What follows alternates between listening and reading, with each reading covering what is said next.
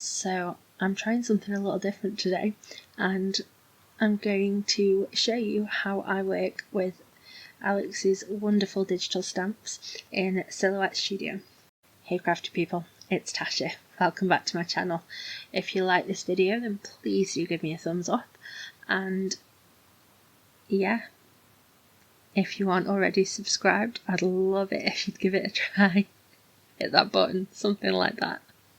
Okay, so it's different today because my desktop that you can see, but also because I am trying to actually record this live as I am doing it.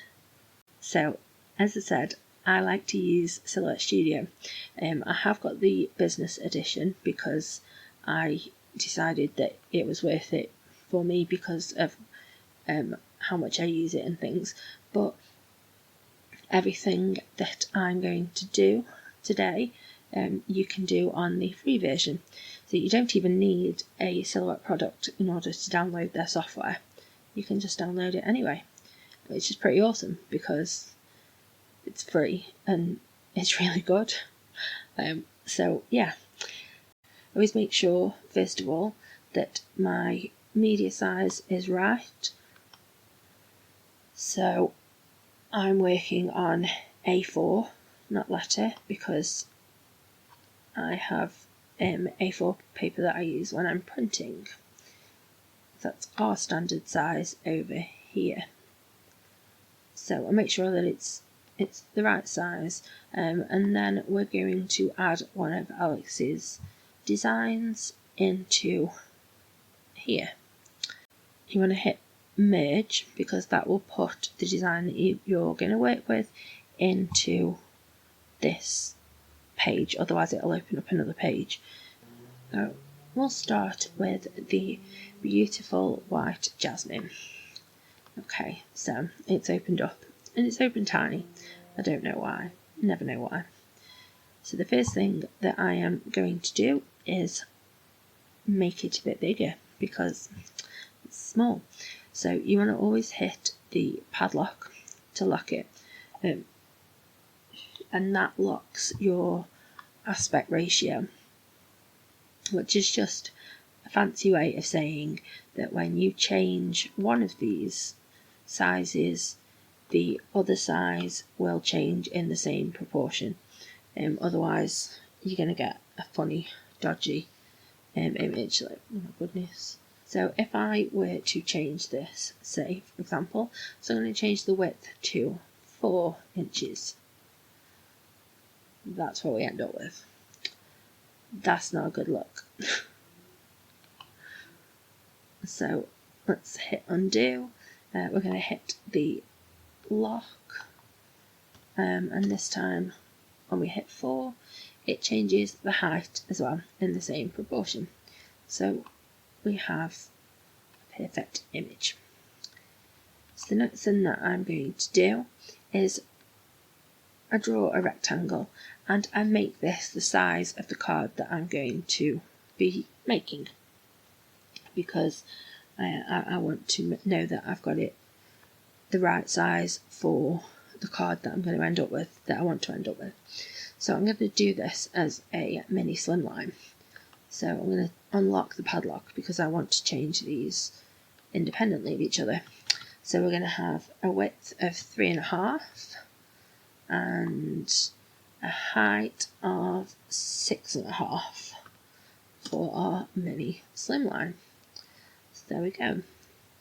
So now we can take this flower and pop it into our card front. So I might just tip it just slightly, and yeah, I like that. That looks nice. Okay, so I've got the image where I want it. Now I want to add a sentiment. So I'm going to hit the text button over here and I'm going to type happy birthday. Okay, so it comes up generically like this, but you can go across here and change the font. Now I'm going to change it to one of my favourites. This is one that I purchased myself from the Silhouette store, and I just like how that looks. So at the moment you can see where the letters are crossing over each other. So they crossed over, but each letter is individual currently. It's not all one thing. So in order to make it all one, so it's, you know, nice joined up writing, you want to make sure that you've got that highlighted, and we're going to hit this up here. This is weld. So that's then put all of our letters together.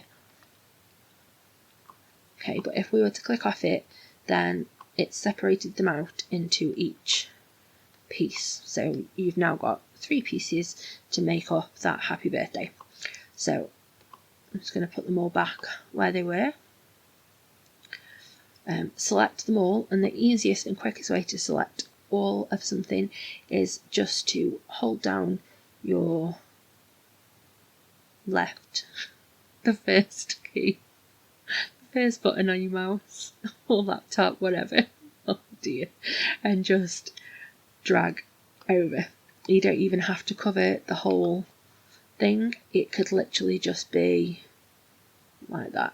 As long as you've touched all of the bits that you want to be selected, it will select them, and then we can group them together like that. So now we have happy birthday that is grouped together. Awesome. But obviously it's a bit big, so we are going to resize it. So again, we're going to hit the padlock, and we're going to resize it to, let's say, 3. And we've got a happy birthday. Now, the red lines are cut marks if you are going to be putting this through a Silhouette or cutting machine. So obviously I don't want that cut, but if I were to print it like this, that happy birthday and the box would not show up at all. It wouldn't print off. So you want to go to the top here, and this box here where it's currently like got hash marked, you're going to select that, and we're going to hit black. So that's now filled that sentiment in black. And I'm going to also make this line black just so that it's not so confusing. So now we've got a happy birthday and a flower, and isn't that nice? So let's just copy and paste to duplicate this. So the easiest way to do that is to hit the Control button and one of your directional keys. So I've now got 2, and I'm going to put the fill back to white on this one. I'm going to make another box. I'm going to make it big enough to fit the happy birthday in. So now, if I group these together, the other way to select more than one thing is to just hit Shift and click on it. So if I group these together now, that's 1. So that could sit nicely there. But I don't want it like that. I want to make the box black and have the words like clear, which obviously won't be clear because they'll be white because the paper's white. So, yeah. So I've grouped them together, and I'm going to go up here and I'm going to hit my fill. Oh, that's not what I wanted, is it? Because it's not quite that easy, but it's not difficult, it's just different settings. So let's ungroup them again and come on, So now I've got them both selected again, and I'm going to go and click this button over here. And then here we've got compound paths, make and release. And basically what a compound path will do is, just as you can see from the little graphic there, so you've got the same shape, which is a rectangle with a circle inside.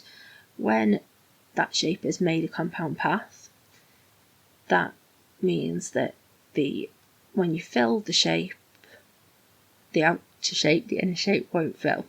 When you released it, everything will fill, because it's not,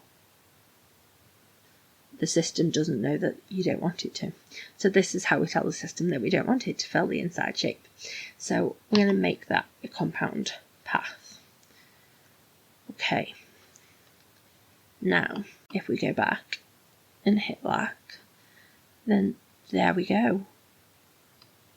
So let's move this one out of the way, and let's put this one in its place. And look at that. So cute. So if I were just to print this, because I don't want it cut, I don't need the red box cut in, that's just for my use on here so that I can see. So if I were just going to print it and cut it down myself on my paper trimmer, which is what I would do for this, then I could just print it as that. I wouldn't do that because that's a waste of paper. I would fill the paper up with different designs, but you get what I mean. Okay, so I realised that this was going to end up too long. So on Wednesday I will be showing you how to trace an image and create an offset cut around it so that you have a nice white border around your image. If you like this video, then I would appreciate if you let me know by hitting that thumbs up. I hope that you have a lovely, happy, safe, wonderful week. Stay crafty. Bye.